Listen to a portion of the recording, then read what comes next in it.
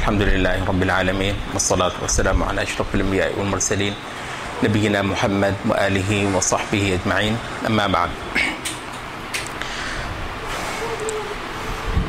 نبی صلی اللہ علیہ وسلم کے اصحاب ہجرت حبشہ پر گئے، واقعہ مشہور ہے۔ تو وہاں نجاشی نے جعفر طیار رضی اللہ عنہ سے سوال کیا کہ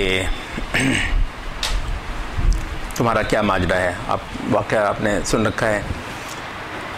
تو کیونکہ قریش کے لوگ ان کے خلاف سازش کرنے کے لیے پورا سفر کر کے حبشہ پہنچے تھے، اور ان کا خیال تھا کہ وہ حبشہ سے ان لوگوں کو نکلوا دیں گے اور ان کے پاس کوئی سہارا نہیں رہنے دیں گے۔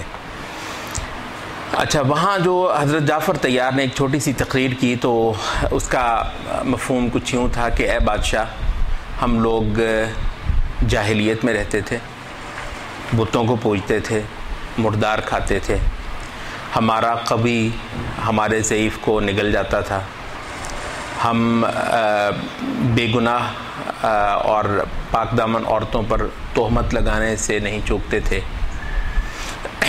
اور بے شمار برے کام کرتے تھے، یہاں تک کہ اللہ تعالیٰ نے ہمارے مابین ایک نبی کو مبعوث فرمایا جس نے ہمارا تزکیہ کیا، جس نے ہمیں بتوں کی پوجا سے روکا، ہمیں برائیوں سے روکا، ہمیں نماز کا حکم دیا، صدقہ کا حکم دیا۔ تو یہ وہ بات ہے جس کی وجہ سے ہماری قوم ہماری دشمن ہو گئی، وغیرہ وغیرہ۔ تو یہاں آپ دیکھتے ہیں کہ نبی صلی اللہ علیہ وسلم کی جو دعوت ہے اس کے اندر ایک خوبی اور خیر ہے، جو ایک ایسا شخص جو محمد صلی اللہ علیہ وسلم پر کم از کم ابھی تک ایمان نہیں لے کر آیا، نجاشی اور اس کے باقی جو درباری لوگ ہیں وہ بھی، تو وہاں ان لوگوں کو نبی صلی اللہ علیہ وسلم نے جس انداز سے عربوں کو بدل ڈالا، اور کہاں عربوں کی وہ زندگی اور کہاں یہ ہدایت والی زندگی، تو وہ جو ایک تصویر دکھائی، اس کی وجہ سے نجاشی نے اس صورتحال کو مستحسن جانا۔ ایسا ہی ایک واقعہ ہمیں نبی صلی اللہ علیہ وسلم کے اس پیغام کے نتیجے میں نظر آتا ہے جو آپ نے شام میں، جہاں ہرقل تھا، وہاں جو آپ نے خطوط بھیجے تھے، تو اس نے کہا کہ بھی دیکھو عربوں کا پتہ کرو، یہاں پہ کوئی عرب لوگ ہوں۔ تو تلاش کیا گیا، تو اتفاقاً اس وقت کا رسول اللہ صلی اللہ علیہ وسلم کا بدترین دشمن، بلکہ دشمنوں کا سردار ابو سفیان، تو اس کو پیش کر دیا جاتا ہے۔ تو وہ جو ان سے بہت سارے سوالات کرتا ہے، ان میں سے ایک یہ ہے کہ بما یأمرکم، تم لوگوں کو وہ حکم کس چیز کا دیتا ہے؟ تو وہ کہتا ہے کہ ہمیں وہ حکم دیتا ہے نماز کا، صدقہ کا، عفت کا، جھوٹ نہ بولنے کا، اور لوگوں کے ساتھ احسان کرنے کا۔ تو وہ کہتا ہے کہ کذالک الانبیاء، انبیاء ایسے ہی ہوتے ہیں، انہی چیزوں کا حکم دیتے ہیں۔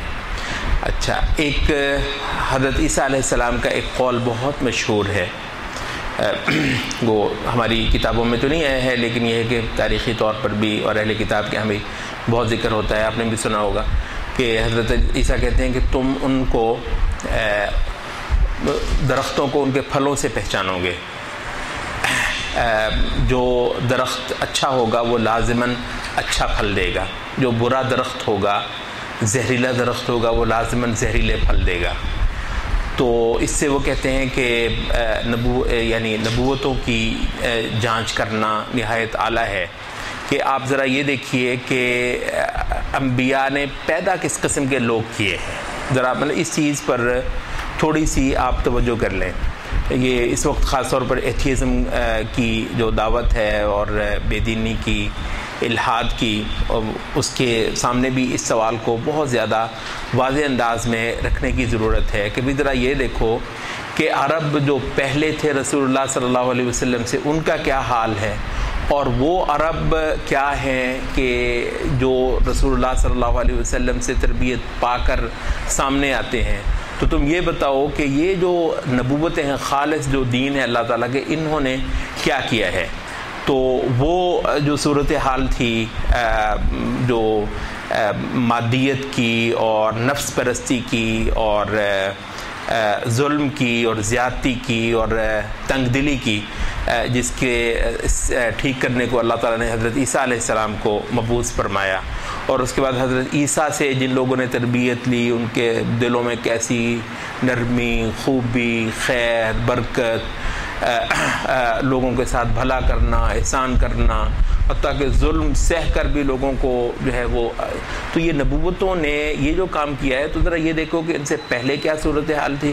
كَذَلِكَ كُنْتُم مِّن قَبْلُ فَمَنَّ اللَّهُ عَلَيْكُمْ، تو تم تو پہلے ایسے ہی تھے، یہ تو اللہ تعالیٰ نے احسان کیا کہ تمہاری بالکل حالت بدل ڈالی. یہ جو چیز ہے، کہتے ہیں کہ یہ ادیان کا لب لباب ہے. تو اس میں آپ یہ دیکھتے ہیں کہ ایک ایسا انسان جو ابھی تک انبیاء پر ایمان نہیں لایا، وہ بھی اس کے اندر ایک حسن کو محسوس کر لیتا ہے. بلکہ زیادہ یہ ہوتا ہے کہ عام طور پر آپ لوگوں کو لمبی چوڑی دعوتیں نہیں دیتے، وہ صرف آپ کے خیالات میں ایک حسن پاتا ہے اور اس وجہ سے وہ آپ کا گرویدہ ہو جاتا ہے. وہ آپ کے اخلاق کے اندر کسی کوئی حسن پاتا ہے جو عام لوگوں کے پاس نہیں ہوتا، نبوتوں سے وہ ملتا ہے. تو اس کے اندر اس نے دیکھا کہ ہو نہ ہو یہ کوئی بھلے لوگ ہیں، اچھے لوگ ہیں، تو انہوں نے آپ کو قبول کر لیا، آپ کو پسند کر لیا.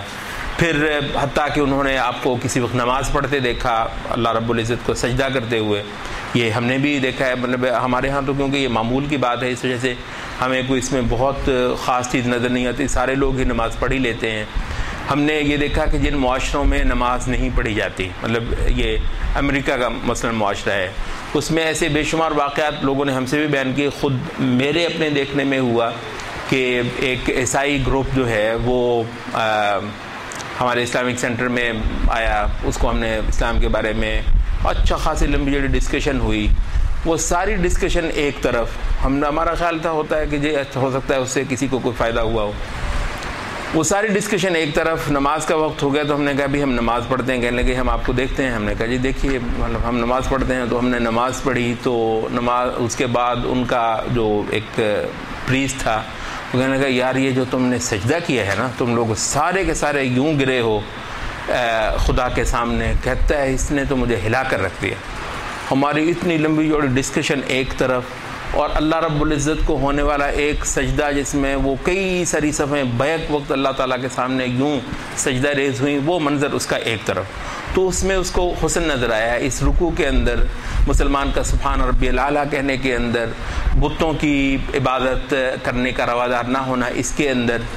تو کہتے ہیں کہ یعنی نبوتوں کے اندر ایک ایسی چیز ہے جو کبھی محسوس ہوئے بغیر نہیں رہتی ہے. وہ انسان جس کے اندر تھوڑی سی بھی خیر ہو، وہ لازماً شہادت دے دیتا ہے کہ یہ حق ہے اور یہ سچ ہے. تو آپ کو جو کل کرنا ہوتا ہے وہ یہ ہے کہ عین وہ چیز پیدا کرنی ہوتی ہے، وہ خاص مزاج، وہ خاص طبیعت، وہ خاص کیفیت جو کہ زیادہ سے زیادہ وحی کی اتباع ہو. تو وہ پیدا ہوتی ہے، تو اس کے ساتھ یہ سارا چیز جو ہے وہ خود بخود آ جاتی ہے. ہماری آج کی جو گفتگو کا اصل مقصد تھا وہ یہ تھا کہ اس دین کی جو پاکیزگی ہے اپنی، اور اس کے اندر جو اس کا اپنا حسن ہے، اس کے کچھ پہلو تو وہ ہیں کہ جو آپ ایمان لے آتے ہیں، آپ نبی کو قبول کر لیتے ہیں، اور اس کے بعد آپ ویسے ہی کہتے ہیں جی اللہ تعالیٰ کا حکم ہے تو اب میں کرتا ہوں، اور اللہ تعالیٰ کا حکم تو ہوتا ہی برحق ہے اور سچ ہے، وہ ٹھیک ہے. مگر یہ ہے کہ اس دین کے بہت سارے پہلو، اس کے عقائد کے اندر بھی، اس کی عبادات کے اندر بھی، اس کے معاملات جانتے ہیں نا، ٹرانزیکشنز، اس کا خوب بیچنا، فروخت کرنا، ڈیل کرنا، لوگوں کے ساتھ لین دین، اس کا جو ہے برتاؤ، یہ اس کے معاملات. تو ہم نے کہا اس کے عقائد میں بھی، اس کی عبادات کے اندر بھی، اس کے معاملات، ٹرانزیکشنز اور لین دین کے اندر بھی، اس کے اخلاق کے اندر بھی، اس کے رہن سہن کے اندر بھی جو ایک حسن ہے، تو وہ ایسے لوگوں کو جو ابھی ایمان نہیں بھی لایا اس کو بھی وہ نظر آ جاتا ہے. نہ صرف یہ کہ نظر آ جاتا ہے بلکہ وہی اس بات کا داہیہ بنتا ہے. وہ کم از کم بھی اس میں دلچسپی لے دیکھے یہ ان کو کس نے سکھایا ہے. پھر وہ پتہ کرتا ہے کہ اچھا ایک شخصیت تھی، اس کا نام محمد تھا صلی اللہ علیہ وسلم. وہ 1400 سال پہلے مکہ میں پیدا ہوا تھا اور اس کی ایک کتاب وہ لے کر آیا ہے، اس کا نام قرآن ہے. پھر وہ قرآن کو کھولتا ہے، اس کے بعد وہ اس چیز میں چلا جاتا ہے. تو وہ جو اشیاء ہیں اس دین کے اندر جو ایمان نہ لانے والے کو بھی نظر آ جاتی ہیں، بلکہ وہ ابتدائی طور پر انیشیٹو پیدا کرتی ہیں، ایک داعیہ بنتی ہیں اس بات کا کہ وہ اس پورے دین کو جانیں اور اس پورے دین کو سمجھیں. تو ابن قیم کہتے ہیں کہ اس دین کا یہ جو حسن ہے یہ دراصل ایک بڑی محنت اور مجاہدہ چاہتا ہے اور علم کی، سمجھ کی ایک خاص سطح چاہتا ہے کہ جس کے بعد انسانوں کے انداز میں اور ان کے طور اطوار میں یہ چیز جو ہے وہ پیدا ہوتی ہے.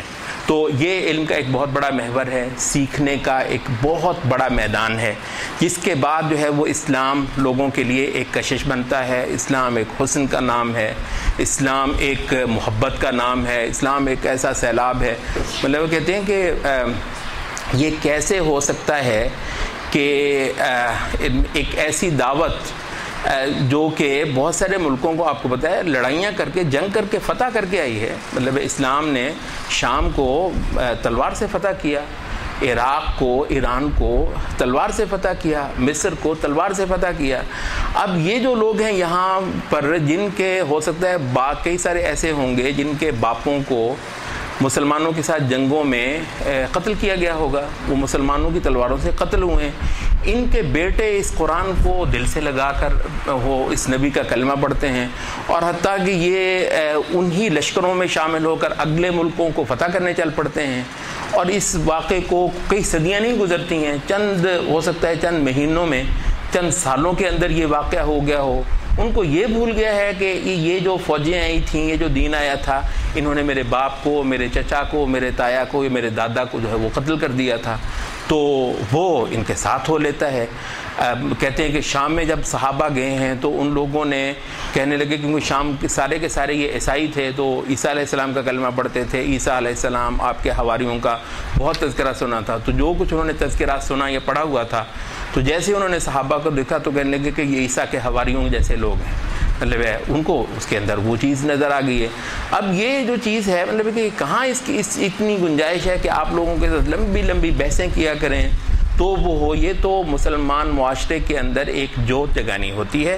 آپ کو تحبت کی، عبادت کی، اخلاق کی، اعلیٰ کردار کی اور بلند خیالات کی.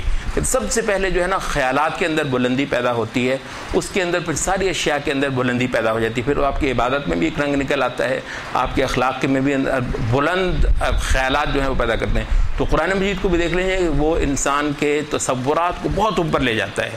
تو وہاں سے پھر ہر چیز میں انسان کو چوٹیاں سر کرنے کی ایک جو ہے نا وہ ایک جستجو ہو جاتی ہے. وہ کہتا ہے چھوٹی گھٹیا چیز پر میں جاؤں گا ہی نہیں. تو چھوٹی چیزیں، حقیر چیزیں، گھٹیا چیزیں وہ انسان کی طلب نہیں رہتی ہیں. تو کہتے ہیں کہ یہ علم کا ایک محور ہے، دین کے حسن کو سمجھنا. اس کو صرف یہ نہیں کہ جو اللہ نے کہہ دیا تو ہم کرتے ہیں، وہ ہم نے کہا یہ مطلب یہ کم تر درجہ ہے عبادت کا. خود جو اللہ نے کہا اس میں حسن کو دیکھنا، تلاش کرنا، اس کی جستجو کرنا، اس کو ڈھالنا اپنے رویے اور اخلاق میں اور اپنے معاشرے کے اندر اس کو پیدا کرنا. تو یہ علم کا ایک بہت بڑا میدان ہے. اللہ تعالی ہمیں عمل کی توفیق دے. سبحان اللہ.